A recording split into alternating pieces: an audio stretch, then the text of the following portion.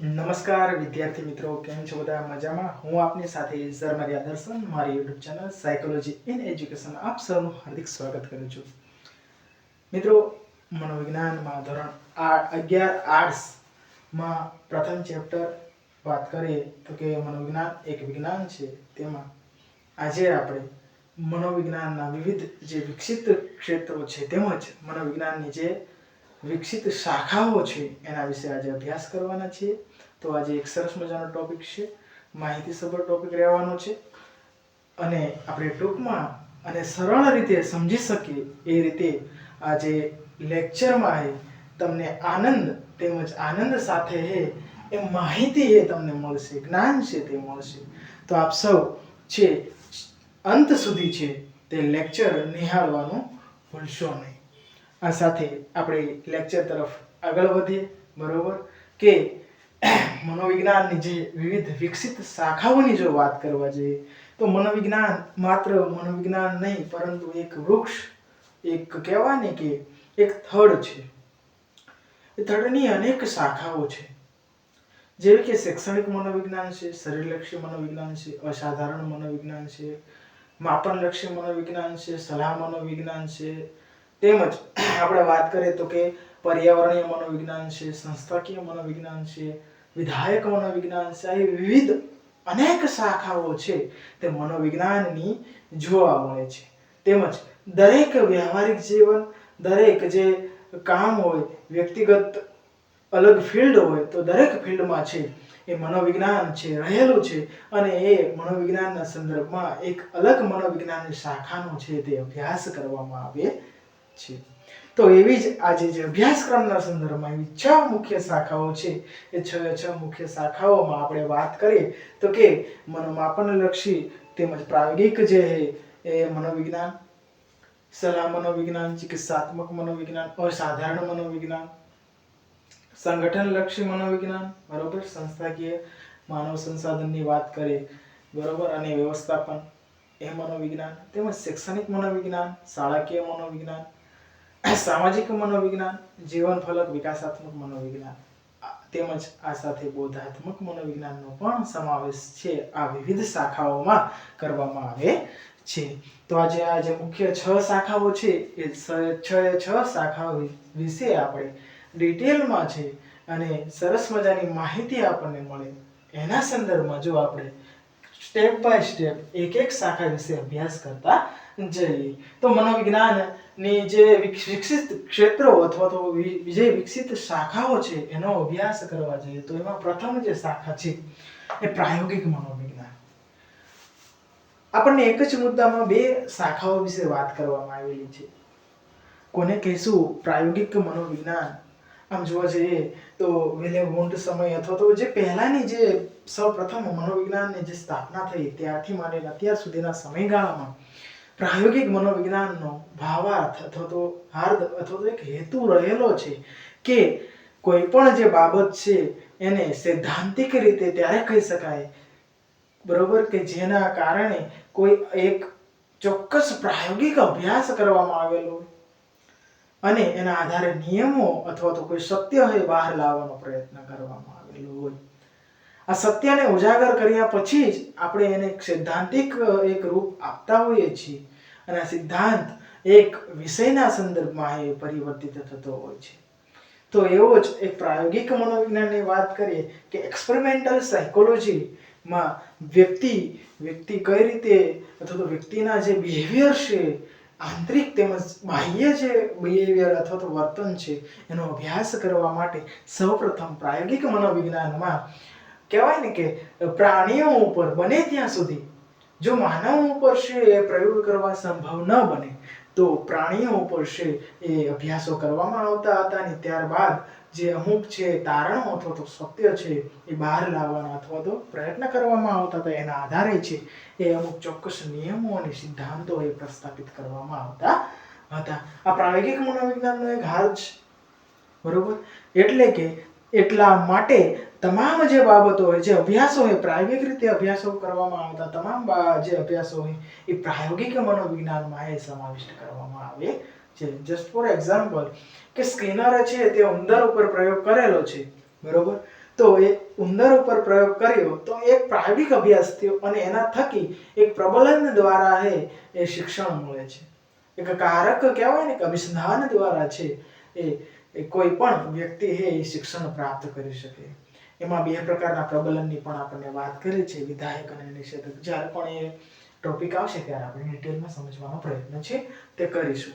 ત્યાર પછી આપણે જે બીજી શાખા છે તે મનોમાપન લક્ષી મનોવિજ્ઞાન.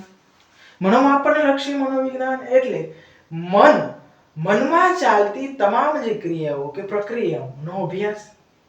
સમજાય કે મનોમાપન લક્ષી મનોવિજ્ઞાન એટલે કે મનમાં ચાલતા તમામ જે ઉપપદો અથવા તો જે પ્રક્રિયાઓ, જે પાસાઓ છે, જે એનો અભ્યાસ કરવામાં આવે, બરોબર, એને આપણે મનોમાપન લક્ષી એ મનોવિજ્ઞાન તરીકે ઓળખી શકાય છે. આવા મનોવિજ્ઞાનની જે વાત કરીએ તો મનોમાપન લક્ષીમાં જે અલગ અલગ પાસાઓ કહીએ તો કે આપણે બુદ્ધિ કહી શકાય છે, આપણી અભિયોગ્યતા, આપણી રસ રુચિ, આપણા મનોવલણો, આપણા પૂર્વગ્રહો વગેરે પાસાઓનો છે એ અભ્યાસ મનોમાપન લક્ષી મનોવિજ્ઞાનમાં કરવામાં આવે છે. એમાં જ જો આપણે વાત કરવા જઈએ તો આ દરેક પાસાઓના સંદર્ભમાં સૌપ્રથમ જો બુદ્ધિના સંદર્ભમાં જો વાત કરવા જઈએ અને બુદ્ધિ કસોટીના સંદર્ભમાં જો વાત કરવા જઈએ તો બુદ્ધિ કસોટીની સૌપ્રથમ રચના બિને અને સાયમન દ્વારા 1905 બરોબર માં એ કરવામાં આવેલી હતી. ખાસ કરીને જે કહેવાય કે જે સૈનિકો હતા એમનું મનોબળ છે, એમની બુદ્ધિ ક્ષમતાની તપાસવા માટે બિને અને સાયમને છે એ આ પ્રકારના અભ્યાસો કરીને એક ચોક્કસ કસોટીની રચના કરેલી. એ કસોટી એટલે કે બુદ્ધિ કસોટી. અને એમની બુદ્ધિનું માપન કરીને એ કહેવાય ને કે ફિલ્ડમાં છે એમને એ પ્રકારનું કેટલી એમનામાં આવડત અથવા ક્ષમતા છે એનું માપન કરવામાં છે આવેલું હતું. તેમજ અન્ય જે પાસાઓની જો વાત કરવા જઈએ તો કે જે બુદ્ધિ છે, અભિયોગ્યતા, રસ, એની આપણે વાત કરી, બિને સાયમનની વાત કરી, સત્ય, દરેક સિદ્ધાંતોની પણ વાત કરી. તો આ બંને શાખાઓ છે, એક જ મુદ્દામાં આપણને બે શાખાઓ આપેલી છે કે પ્રાયોગિક અને મનોમાપન લક્ષી મનોવિજ્ઞાન. ત્યાર પછી આપણે બીજા નંબરની જે મુખ્ય છે એ મુખ્ય જે શાખા અથવા તો ક્ષેત્ર બરોબર કહી શકાય તો ચિકિત્સાત્મક, અસાધારણ અને સલાહ. આમાં મુખ્ય ત્રણ ક્ષેત્રો આપણને આપવામાં આવેલા. કેટલા? ત્રણ. એક તો ચિકિત્સાત્મક, અસાધારણ બીજું, અને ત્રીજું છે સલાહ. ચિકિત્સાત્મક કોને કહી શકાય? ચિકિત્સાત્મક એવી બાબત છે કે જેમાં કોઈ પણ વ્યક્તિ એ વ્યક્તિના વર્તનમાં કોઈ પણ પ્રકારનો ફેરફાર થયો હોય, બરોબર, નેગેટિવિટી હોય કે પોઝિટિવ, એમાં એ કેવા પ્રકારનો ફેરફાર થયો છે તો એ નિદાન અથવા તો એની તપાસ, નિદાનનો અર્થ મીન્સ કે તપાસ કરવામાં જ્યારે આવે, એ તપાસ કર્યા બાદ જ આપણે જે કંઈ કહેવાય ને કે જે તારણો છે ત્યાં સુધી પહોંચવાનો જે પ્રયાસ કરતા હોઈએ છીએ તો એ ચિકિત્સાત્મક જે મનોવિજ્ઞાનની શાખામાં છે તેનો અભ્યાસ કરવામાં આવતો હોય છે. આ જ ચિકિત્સાત્મક અભ્યાસની સાથે એક બાબત એ પણ કહી શકાય કે નિદાન અથવા તો ઉપચાર એ બંને બાબત જોડાયેલી. પહેલા તો તેનું નિદાન કરવામાં આવે છે ચિકિત્સાત્મક મનોવિજ્ઞાનમાં, અને નિદાન કર્યા બાદ એનો ઉપચાર, એટલે તો ઉપચાર માટે મનોવિજ્ઞાનની એક વિવિધ અલગ અલગ જે પદ્ધતિઓ છે વાપરવામાં આવે છે. જસ્ટ ફોર એક્ઝામ્પલ કહી શકાય કે CBT, કોગ્નિટિવ બિહેવિયર થેરાપી, બરોબર, એરન બેક દ્વારા જે આપવામાં આવેલી છે એવી અલગ અલગ વિવિધ પદ્ધતિઓનો છે એ પણ ઉપયોગ કરવામાં આવતો હોય છે. તો આ ચિકિત્સાત્મક ક્ષેત્રમાં મુખ્યત્વે નિદાન અને ઉપચાર ઉપર ભાર આપવામાં આવેલો છે. ત્યાર પછી અસાધારણ મનોવિજ્ઞાનની વાત કરીએ. અસાધારણ મનોવિજ્ઞાન કોને કહી શકાય?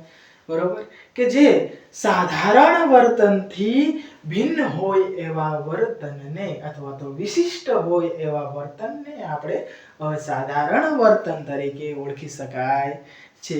આ જ અસાધારણ વર્તનમાં કયા કયા પાસાઓ અથવા તો કઈ બાબતનો સમાવેશ થાય?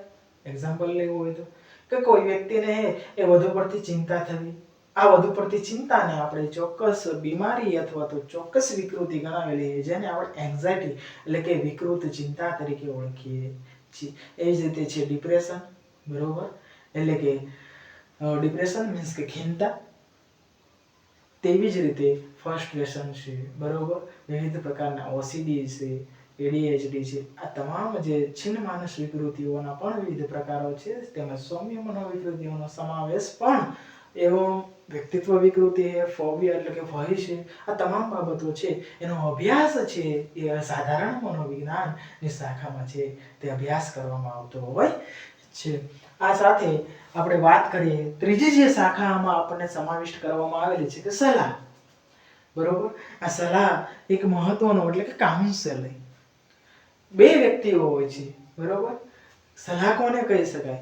તો સલાહ કોને કહી શકાય કે જેમાં બે કે બેથી વધુ વ્યક્તિઓ હોય અને વ્યક્તિઓની સમસ્યાનું યોગ્ય નિરાકરણ માટે કોઈ કહેવાય ને કે નિષ્ણાત વ્યક્તિ દ્વારા ચોક્કસ એ માર્ગ ચિહ્નિત કરવામાં આવતો હોય એ બાબતને આપણે સલાહ કહી શકાય છે. બે વ્યક્તિઓ હોય છે, સલાહકાર હોય છે અને એક સલાહથી હોય છે. બરોબર, અને વચ્ચે જે બંને વચ્ચે થતી આંતરક્રિયા ત્રણ પાસાઓ છે એ સલાહની અંદર એ મહત્વના ભાગ ભજવતા હોય છે. આજ સાથે આપણે વાત કરીએ તો કે આ બધી જ બાબતોને સંલગ્ન આપણે વાત કરીએ કે દિન પ્રતિદિન અત્યારે વર્તમાન સમયમાં પણ ઘણી બધી માનસિક બીમારીઓ છે અથવા તો માનસિક જે વિચારો હોય, નકારાત્મક વિચારો છે, વ્યક્તિઓના અથવા તો વિદ્યાર્થીઓના આપઘાત છે એ અંતર્ગત ગુજરાત તેમજ કેન્દ્ર સરકાર, ગુજરાત રાજ્ય કેન્દ્ર સરકાર દ્વારા વિવિધ પહેલો પણ છે એ કહેવાય ને પહેલ કરવામાં આવેલી છે કે ઘણી બધી વાર એ મનોચિકિત્સક હોય, બરોબર, મનોવૈજ્ઞાનિક હોય તેમજ કાઉન્સેલર હોય એના દ્વારા ચોક્કસ પ્રકારની સારવાર માટે ઘણા બધા કેમ્પ છે, ઘણી બધી એવી કહેવાય ને કે સંસ્થા છે, એ સંસ્થા તેમજ સંસ્થાના મુખ્ય જે વ્યક્તિઓ છે તેમજ શાળાકીય કક્ષાએ પણ હમણાં સરકાર દ્વારા દર 100 વિદ્યાર્થીઓ દીઠ કેવો હોય તો એક કાઉન્સેલર ફરજિયાત રાખવો એ પ્રકારનો છે એ સરકાર દ્વારા આદેશ આપવામાં આવેલો છે. આ સિવાય ગુજરાત સરકારની જો વાત કરીએ તો ચાઇલ્ડ વેલફેર, બરોબર, 181 જે અભિયાનની વાત કરીએ, અહીંયા આપણે લખેલું છે કે અભિયાન હેલ્પલાઇન, બરોબર, કે જેમાં તમામ પ્રકારની જે વ્યક્તિગત મુશ્કેલીઓ, માનસિક મુશ્કેલીઓ, સામાજિક સમસ્યાઓનું નિરાકરણ લાવવા માટે તમે આ હેલ્પલાઇન નંબરનો છે એ ઉપયોગ કરીને તમારી સમસ્યાનું ચોક્કસ રીતે છે તે નિવારણ લાવી શકતા હો છો. આ સાથે આપણે વાત કરી કે ચિકિત્સાત્મક અસાધારણ અને સલાહ જેની મનોવિજ્ઞાનની જે શાખાઓ છે તે. ત્યાર પછી વાત કરીએ આપણે શાળાકીય શૈક્ષણિક. શાળાકીય અને શૈક્ષણિક બંને એક જ છે. એક શાળા પરિસરમાં આમ જોવા જઈએ તો કે શાળા એટલે કે શાળા અને શાળાનું વાતાવરણ અને એ શાળામાં રહેલા તમામ સ્ટાફ મિત્રો અને વિદ્યાર્થીઓનું એ તમામ પ્રકારનું સામાજિક વાતાવરણ, આંતરવૈયક્તિક વાતાવરણ, વિદ્યાર્થીઓના તમામ પ્રશ્નો એનું સમાધાન લાવવાનો પ્રયત્ન એ શિક્ષકે તેમજ કોઈ મનોચિકિત્સક હોય, બરોબર, મનોવૈજ્ઞાનિક હોય કે કાઉન્સેલર હોય એના થકી લાવવાનો છે પ્રયત્ન કરવામાં આવતો હોય છે. આ સાથે વિદ્યાર્થીઓને તેના શૈક્ષણિક કાળમાં શિક્ષણ સંલગ્ન અનુભવાતી જે કે સમસ્યાઓ હોય, મુશ્કેલીઓ છે, વાંચનને સંલગ્ન હોય, યાદ રાખવાને સંલગ્ન હોય, કોઈ મિત્ર સાથે કોઈ રેગિંગ કે એવા તમામ પ્રશ્નો એનું નિરાકરણ લાવવા માટે પણ આવી એક ચોક્કસ મનોવિજ્ઞાનની શાખા એટલે કે શૈક્ષણિક મનોવિજ્ઞાન. આ શૈક્ષણિક મનોવિજ્ઞાનમાં વ્યક્તિ અથવા બાળક છે, બાળકને અનુભવાતી શૈક્ષણિક સમસ્યાઓ, વાંચન, લેખન કે ગણનની, બરોબર, કોઈ અન્ય એક્ટિવિટીમાં ભાગ ન લેતો હોય તે સમસ્યાઓ, એ તમામ સમસ્યાઓનું સમાધાન આપણે શૈક્ષણિક મનોવિજ્ઞાનમાં છે કરવામાં આવે છે. આ સાથે તે શાળાનું વાતાવરણ કેવું છે, વાતાવરણની અસર છે તે વ્યક્તિ અથવા તો વિદ્યાર્થીના જે માનસ ઉપર પણ પડતી જોવા મળતી હોય છે. એટલે શાળાનું વાતાવરણ સૌહાર્દપૂર્ણ અને આનંદમય વાતાવરણ હોય તેમજ એ બાળકને એ કહેવાય ને કે એક પ્રેમ, હૂંફ અને સ્નેહ સાથે એ જો શિક્ષણ અથવા તો જ્ઞાન છે આપવામાં આવે તો એ અંગેના તમામ બાબતોની છે વાત તેમજ પરિણામ અને સંબંધની પણ આપણે વાત કરી શકાય કે શિક્ષક વિદ્યાર્થી વચ્ચેનો સંબંધ તેમજ વિદ્યાર્થી વચ્ચેનો સંબંધ અને વિદ્યાર્થી તમામ શાળા વર્તુળ સાથેનો સંબંધ કેવા પ્રકારનો છે તેમજ વિદ્યાર્થીઓના પરિણામને સંલગ્ન વિદ્યાર્થીઓમાં કોઈ પણ પ્રકારની રકઝક તેમજ કોમ્પિટિશન ન થાય, બરોબર, તુલના ન થાય એ બાબતનું પણ આપણે છે તે ધ્યાન રાખવું ખૂબ જરૂરી છે. આ સાથે આપણે એ પણ જરૂરી છે કે શૈક્ષણિક પ્રક્રિયા કેવા પ્રકારની થઈ રહી છે. શાળાકીય મનોવિજ્ઞાન તેમજ શૈક્ષણિક મનોવિજ્ઞાન બહુ જ અને ખૂબ જ અગત્યનો મુદ્દો છે કે શૈક્ષણિક જે પ્રક્રિયા છે કે શિક્ષણની પ્રક્રિયા કે એક શિક્ષક છે તો વિદ્યાર્થીને કઈ રીતે પીરસવામાં આવે, શિક્ષણ કઈ રીતે આપવામાં આવે છે એ અંગેના તમામ પાસાઓનો અભ્યાસ પણ એક મનોવિજ્ઞાનની શાખા તરીકે શૈક્ષણિક મનોવિજ્ઞાનમાં છે એ કરવામાં આવતો હોય છે. આ સાથે આપણે શાળાકીય અને શૈક્ષણિક મનોવિજ્ઞાનની એક શાખા વિશે વાત કરી. ત્યાર પછી આપણે ચોથા નંબરની છે મુખ્ય કેવો હોય તો કે સંગઠનલક્ષી અને HRDM એટલે કે human resource development and management. બરોબર, ઘણીવાર પરીક્ષામાં પણ પૂછાતું હોય છે આ પ્રકારનું નામ. બરોબર, ફૂલ ફોર્મ નામ પણ પૂછાતું હોય. જો સંગઠનલક્ષી મનોવિજ્ઞાનની વાત કરીએ તો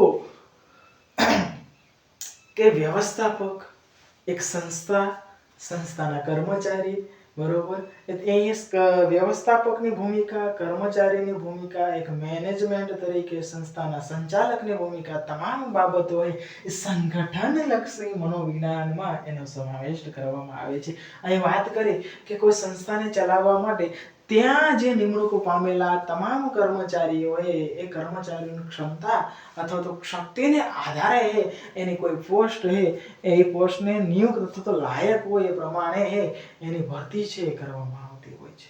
ભરતી અને નિયુક્તિની વાત કરીએ કે તે કર્મચારીઓમાં કેવા પ્રકારની સ્કિલ છે, સ્કિલને આધારે તેમજ એના પ્રત્યાયન કૌશલ્ય, એનું જે પર્સનાલિટી છે, બરોબર, એના હાવભાવો છે, એનું કામ છે, એ તમામ બાબતોના પાસાઓનું છે એ એનાલિસિસ કરવામાં આવે છે. ત્યારબાદ એ સંસ્થાના એક કર્મચારી તરીકે એને યોગ્ય સ્થાન અથવા તો યોગ્ય જગ્યાએ નિમણૂક અથવા તો એ પ્રકારનું કામ અથવા તો કાર્ય સોંપણી છે એ કરવામાં આવતી હોય છે. હ્યુમન રિસોર્સ ડેવલપમેન્ટ દ્વારા સંસ્થા અને સંસ્થાનું વ્યવસ્થાપન અંગેના તમામ જે ધારાધોરણો તેમજ સંસ્થાના કઈ રીતે આગળ લઈ જઈ શકાય એ તમામ બાબતો આ પ્રકારની સંસ્થામાં કરવામાં આવતી હોય છે. ત્યાર પછી આપણે વાત કરીએ કે 5 નંબરની જે શાખા છે તો કે સમાજલક્ષી પ્લસ વ્યક્તિત્વ મનોવિજ્ઞાન. બહુ જ અગત્યનું. આપણે દરેક વ્યક્તિ છીએ તે સમાજમાં રહીએ છીએ અને સમાજમાં રહીને આપણે કોઈને કોઈ પ્રકારનું વર્તન કરતા હોઈએ છીએ. તેમજ આપણું કુટુંબ છે, આપણી શાળા છે, આ સમાજ છે, એમાં આપણે અન્ય વ્યક્તિઓમાં છે કોઈ સારા અથવા તો નશા વિચારો હોય એ જોતા હોય, સાંભળતા હોય છે અને એનું ક્યારેક અનુકરણ પણ કરતા હોઈએ છીએ. ઘણી બધી વાર એવું થતું હોય છે કે અન્ય વ્યક્તિના વિચારોને જાણ્યા જોયા વગર જ આપણે ઘણી બધી વાર સ્વીકારી લેતા હોઈએ છીએ અને એના કારણે જ વ્યક્તિના વર્તનમાં ઘણી બધી વાર છે એ ખોટ અથવા તો અયોગ્ય વર્તન છે અને ઉદ્ભવતું હોય છે અને એના માટે વ્યક્તિ ખુદ જવાબદાર હોય છે. આ સાથે આપણે એ પણ કહેવું હોય તો કહી શકાય કે સમાજલક્ષી મનોવિજ્ઞાન એટલે સમાજમાં ચાલતી તમામ પ્રક્રિયાઓ, જેમાં સમાજમાં આપણે વાત કરી તો આ મુદ્દાઓ આપણે ટાંકેલા છે કે મનોવલણ, પૂર્વગ્રહો, ફેશન, જૂથ, ટોળું વગેરે પાસાઓનો અભ્યાસ છે તે મનોવિજ્ઞાનની જે સમાજલક્ષી મનોવિજ્ઞાન છે એ શાખામાં કરવામાં આવે છે. માનવ વર્તનને સામાજિકરણની જે પ્રક્રિયા એને સમજાવવામાં આવતું હોય છે. અને વ્યક્તિત્વની વાત કરીએ તો કે વ્યક્તિત્વ મનોવિજ્ઞાન વ્યક્તિના જે પર્સનાલિટીના ગુણો છે એ પર્સનાલિટીના ગુણોને આધારે પણ વ્યક્તિના વિવિધ પાસાઓનો જે અભ્યાસ છે એ વ્યક્તિત્વ મનોવિજ્ઞાનની શાખામાં જે કરવામાં આવે છે. ત્યાર પછી છેલ્લી જે શાખા છે અને ખૂબ જ અગત્યની અને મહત્વની આપણે કહેવું હોય તો કે જીવન ફલક અને વિકાસાત્મક મનોવિજ્ઞાન. કે જીવન ફલક એટલે આપણે શબ્દ ઉપરથી જ સમજી શકાય કે વ્યક્તિનો સમગ્ર જીવન ની એ વાત કરવામાં આવેલી છે કે બાળક છે એ જ્યારે આપણે વાત કરી કે માતાના ગર્ભમાં હોય અથવા તો ગર્ભાવસ્થાથી માંડીને, બરોબર, વાત કરીએ કે શિશુ અવસ્થા હોય, શિશુ અવસ્થા પછી બાલ અવસ્થા હોય અથવા તો બાલ્યાવસ્થા હોય, બરોબર, તરુણ અવસ્થા હોય, કિશોર અવસ્થા હોય, યુવા અવસ્થા હોય, બરોબર, ત્યાર પછી ધીમે ધીમે આપણે વાત કરીએ છીએ પ્રૌઢાવસ્થા હોય, બરોબર, અને વૃદ્ધાવસ્થા સુધી વ્યક્તિ આ તમામ જે એ અવસ્થાઓમાંથી પસાર થતો હોય છે અને એ અવસ્થા દરમિયાન વ્યક્તિનો વૃદ્ધિ અને વિકાસ એ નિરંતર, આપણે વિકાસ તો નિરંતર ચાલુ રહેતો પણ વૃદ્ધિ છે અમુક સમયે અટકી જતી હોય છે. તો આ તમામ પાસાઓનો છે અભ્યાસ જીવન ફલક તેમજ વિકાસાત્મક જેવી કહેવાય ને કે મનોવિજ્ઞાનની શાખામાં છે એનો અભ્યાસ કરવામાં આવે છે. આ વૃદ્ધિ અને વિકાસમાં વ્યક્તિને મહત્વના જે કહેવું હોય તો અસર કરતા પરિબળોમાં વ્યક્તિ, પર્યાવરણ અને વારસો એ ખૂબ મહત્વનો અને અગત્યનો ભાગ ભજવતો હોય છે. અને વાતાવરણમાં જો વાત કરવા જઈએ તો કે મિત્ર વર્તુળ, સમાજ અને આપણું કુટુંબ છે એ ખૂબ અગત્યનો ભાગ ભજવતું હોય છે.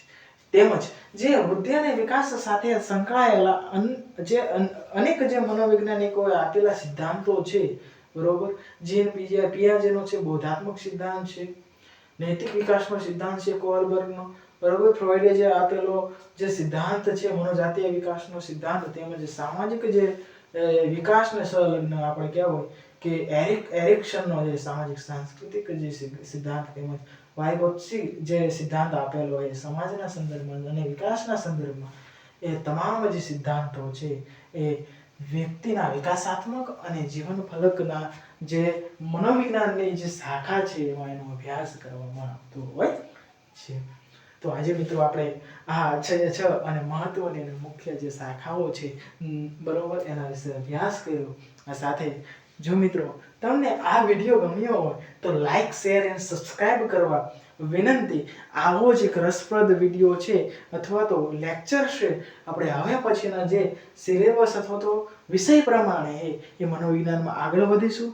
આપ સૌનો સાથ સહકાર અને સપોર્ટ મળી રહે એવી આશા આ સાથે જ દરેક વિદ્યાર્થીઓને જો ફરીથી એકવાર કે જો વિડીયો ગમ્યો હોય તો લાઈક, શેર અને સબસ્ક્રાઇબ કરવા વિનંતી.